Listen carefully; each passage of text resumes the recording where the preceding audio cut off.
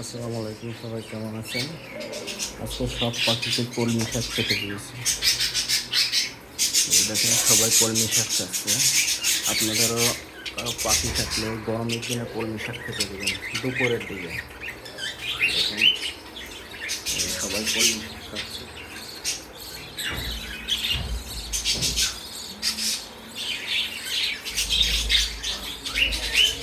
গরমের ভিতরে একটু শাক সবজি দেবেন।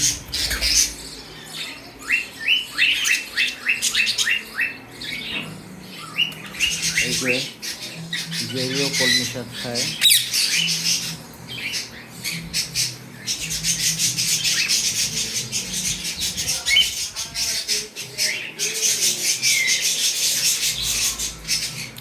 মিঠু ও সূর্যমুখী বীজ খাচ্ছে,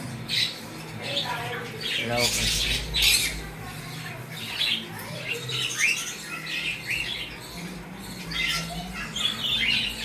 গরমের ভিতরে একদিন পর একদিন কলমি শাক খেতে দেবেন।